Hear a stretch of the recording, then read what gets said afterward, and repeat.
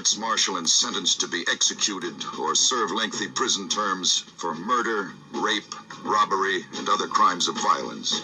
And you will deliver them secretly behind enemy lines in France to undertake a mission of sabotage that could change the course of the war. The 12 men will be known as the Dirty Dozen. Hello everybody, welcome back to Screenstars. I'm here today to bring you my review for the classic 1967 war movie, The Dirty Dozen. The film is directed by Robert Aldridge and stars, and this may take a few moments, Lee Marvin, Charles Bronson, Ernest Borgnine, John Cassavetes, Jim Brown, Richard Jekyll, George Kennedy, Trini Lopez, Ralph Meeker, Telly Savalas, Donald Sutherland and Clint Walker. Some major stars, certainly at the time this film came out. Now, the film focuses on a group of soldiers who are named the Dirty Dozen. Lee Marvin plays Major John Reisman, who is not well liked essentially by the US military because he's a bit of a rebel, but he knows how to get the job done. And he is tasked with training 12 criminals, 12 soldiers who have been court-martialed. Many of them have got death sentences. Many of them have got life imprisonment sentences. And they are given a chance, really, to go on a mission behind enemy lines to complete this very, very dangerous operation to kill some high-ranking German officers. They don't really have a choice in the matter because, like I said, many of them have got death sentences, etc. So they agree to it, and they go and get trained up by Lee Marvin and others in order to prepare for this operation before heading overseas to pull off a seemingly impossible task. Right, what are my thoughts on The Dirty Dozen? Well, it goes without saying, really, this film is absolutely a stone-cold classic. It's one of my favourite war movies. And honestly, war movies are not generally my bag. I'm not a huge fan of them, so to speak. I think sometimes they can take themselves a little too seriously. While I appreciate films like Platoon and all this kind of stuff, and others, I think sometimes they do just take themselves a little bit too seriously. And The Dirty Dozen kind of walks that fine line between action and adventure, but at the same time, also touching on the subject of World War II. And when you consider when this came out in 1967, it was only like 22, 23 years after the end of the Second World War. So, I mean, no time really either. And this was considered quite a controversial film, even though it was very successful when it was first released, because it kind of depicts American soldiers undertaking tasks that would be illegal under the Geneva Convention, killing, at the end of the film.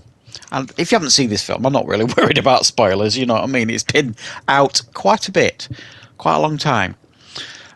So when they killed these Germans at the end of the film and chuck the grenades down the pipes where they've got them all locked downstairs, it not only kills the German soldiers, but it kills a bunch of women as well, sort of thing. So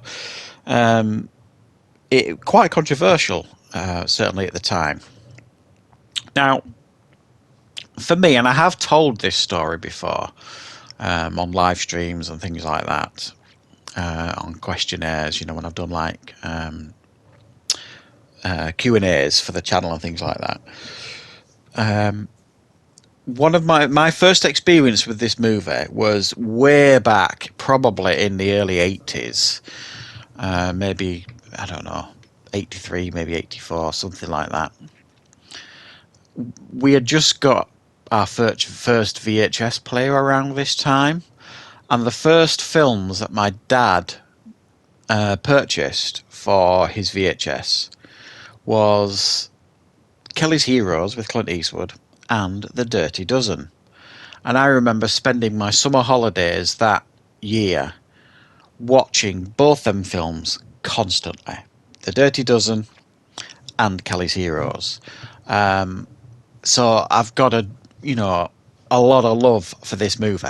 I must have watched it that summer more than a dozen times. Fabulous. It's just so good. Now, obviously, this was made in 1967. I do think it's actually aged remarkably well. I think films, regardless of their age, if they're set in a certain time period, they can age quite well. I think obviously some of the things that haven't aged well is like some of the filming techniques and things like that. Some of the editing techniques, very much feel very of the time. So that obviously ages it as in that aspect.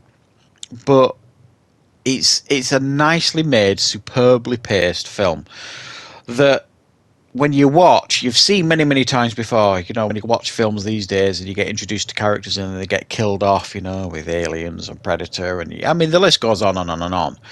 These are the films. This and Magnificent Seven were, and they obviously copied Seven Samurai.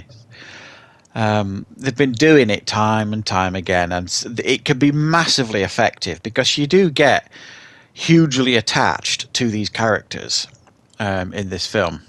And the scallywags, really, because they're prisoners, and they play the parts really well. You got a wide range of characters. My favourite was always Franco, played by John Cassavetes. He's he's got a great arc in the movie. He's not really any interest. He's only out for himself. He tries to escape.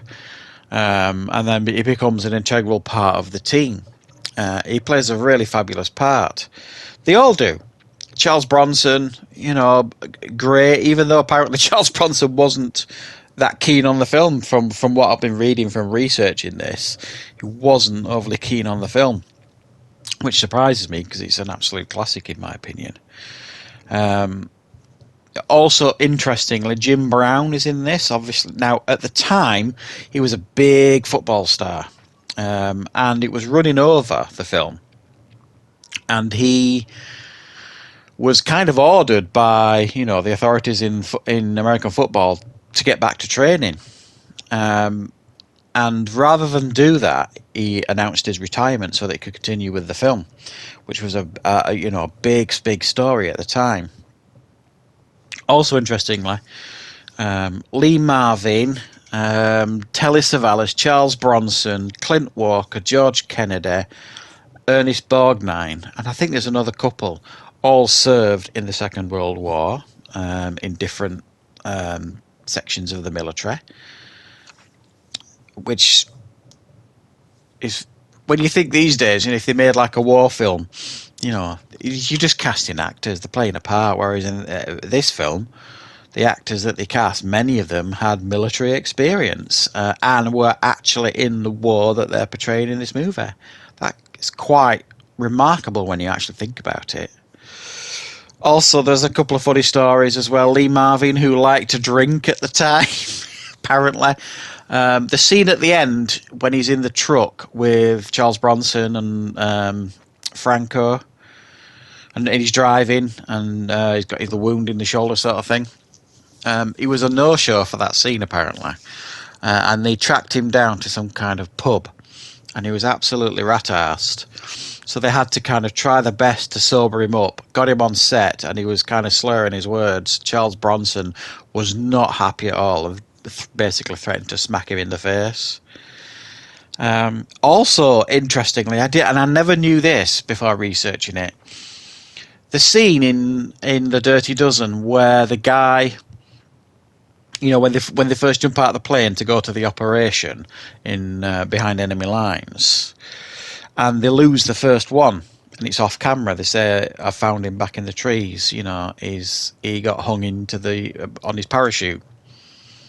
That wasn't supposed to happen. The actor involved essentially wanted more money and was playing silly buggers. So they basically, pretty much, he kind of quit the film sort of thing, and they had to kind of write that scene to, kill him off, because the scenes he had actually were he was going to be one of the heroes of the piece. John Wayne turned down the role that Lee Marvin had, and also as well, the director kind of ordered all the cast to kind of cut their hairs appropriately for the military style. Lee Marvin immediately went and got his like crew cut sort of thing, and everybody else just had a trim, I guess. And the director just wasn't happy at all, and many of them was refused to get their hair cut. So he basically said, you either get your hair cut or I'm going to call you lawyers, and you basically get booted off the set. So they all had to basically get their haircuts to standard. Donald Sutherland, this was his massive big break in the movies. He was a struggling actor before this movie. Interestingly, and after watching this film, it's probably a long time since I've seen this film, and I thoroughly enjoyed rewatching it. You forget how many major stars are in this, and they all do really well. I mean, not all of the Dirty Dozen get a great deal of screen time. I think there are some of them that are very nameless and faceless, and they focus quite heavily on just a small amount of them, but probably about half a dozen whose faces you recognise, the other half a dozen you don't remember. And the film probably could have done, and I think if it was done today, they probably would make a bigger thing of it. The deaths of some of the Dirty Dozen in the final scenes probably would be done. It could have been done a bit more effectively to have more impact. It's still, I think there's a couple of them where it is very, very sad when you lose them. But some of them you don't even see them. You don't see them on screen dying at all, and some of them deserve probably a better send off. So I think it's a really fantastic, classic war movie. It's a film that has got a lot of nostalgia for me.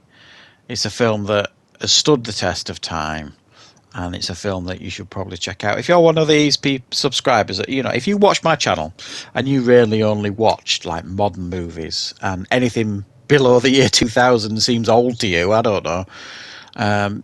Get out there. There's so many great films that have been made, long before you were born, depending on what your age is. This came out before I was born, this film. I was born in 72 and this came out in 67. It doesn't mean that this film isn't bloody good. It's really, really good. Really, really entertaining. Fabulous cast. Some great action. It's fun at times. It tries to add a layer of humour into the film that doesn't always work, but, you've got to give the film a break sometimes. And really, really one of the greatest classics, I think, certainly of the era. So thanks for watching, guys. I hope you enjoyed checking out my review for The Dirty Dozen. If you did, please click the like button. If you're new to the channel, please consider subscribing, and I will of course be back with plenty more content very, very soon.